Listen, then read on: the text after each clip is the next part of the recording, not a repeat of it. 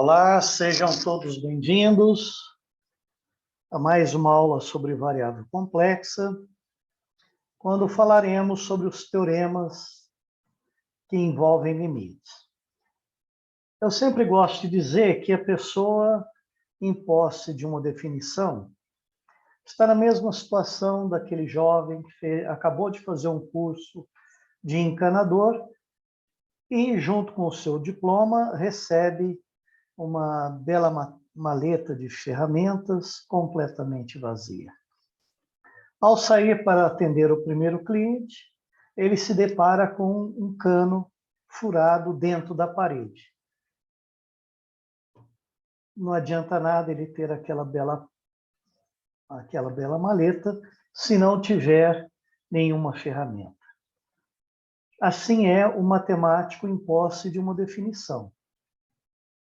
Sem os teoremas, ele está na mesma condição do encanador sem ferramentas. Então, os teoremas são extremamente importantes na hora de se aplicar uma definição, um conceito. E o primeiro teorema que nós enunciamos aqui é este. Vamos considerar duas sequências AN/BN, complexas, AN com limite A, BN com limite B, e, dados dois números complexos C1 e C2, vale o seguinte: o limite desta combinação linear das duas sequências é C1 vezes o limite de AN mais C2 vezes o limite de BN. Ou seja, é C1 vezes A mais C2 vezes B. A mesma coisa se trocarmos o sinal mais por um sinal menos. Vale um resultado semelhante. E aqui, o limite de um produto é o produto dos limites. Aqui, olha, se considerarmos apenas a primeira parcela, o limite de uma constante vezes uma sequência é a constante vezes o limite da sequência, né? E aqui diz que se a gente considerar C1 e C2 iguais a 1, o limite de uma soma é a soma dos limites. Então, esses são os dois teoremas. Esse teorema é um teorema bastante importante, porque nos permite calcular o limite de algumas sequências mais complexas, usando limite de sequências mais simples. A gente pode provar que tem limite usando definição. Aqui diz que o limite de um produto é o produto dos limites, e aqui que o limite da razão é a razão dos limites. Aliás, a gente pode até reescrever esse teorema da seguinte maneira. Observem, então, se a gente vamos reescrever ligeiramente diferente, de forma ligeiramente diferente esse teorema. Vamos considerar duas sequências complexas, a primeira com limite A, a segunda com limite B. Então, para um número complexo C qualquer, limite de C vezes a sequência N é C vezes o limite de AN, que é C vezes A. Então, esse primeiro item do teorema diz que a gente pode tirar os termos constantes fora do limite. O limite da soma de duas sequências é a soma dos limites das sequências, que é A mais B. O limite do produto é o produto dos limites, e o limite da razão é a razão dos limites, desde que o B seja diferente de zero.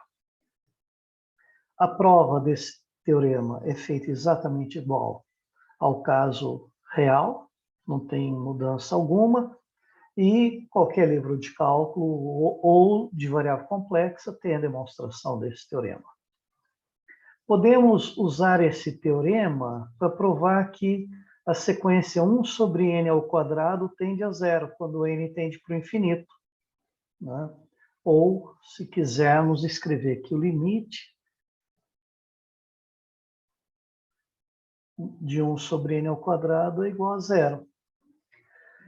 Bom, de fato, a gente sabe que a sequência 1 sobre n vai para zero, converge para zero.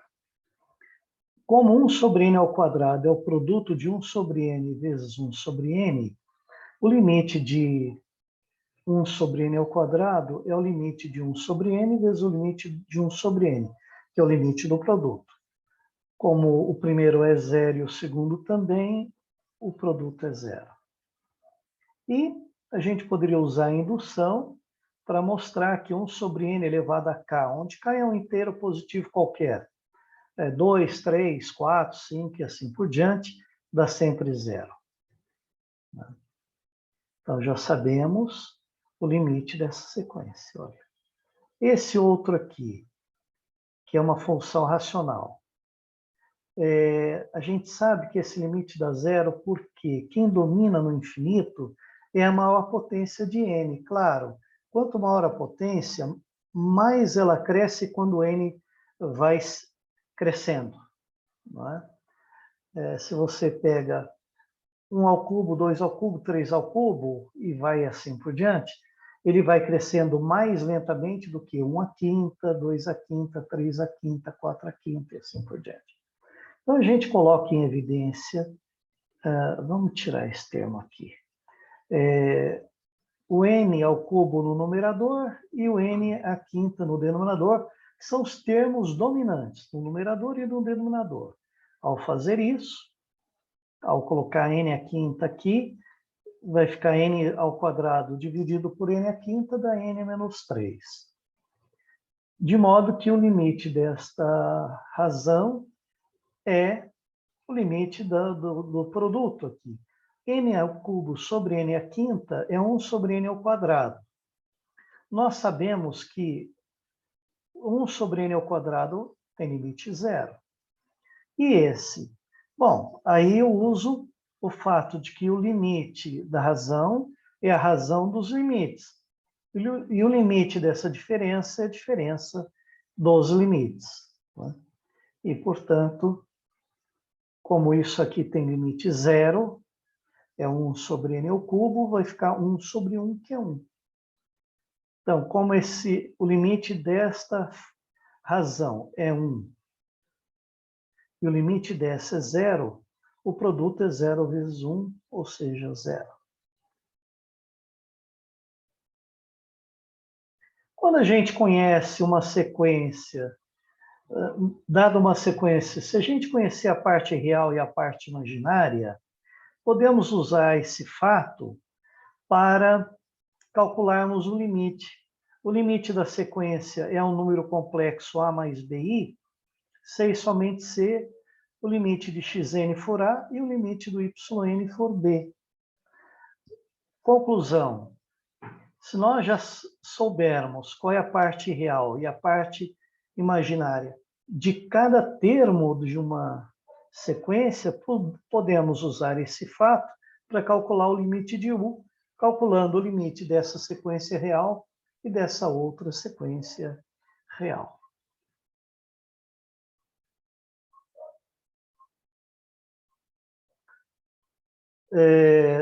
Vamos observar que nem sempre é fácil determinar explicitamente a parte real e a parte imaginária.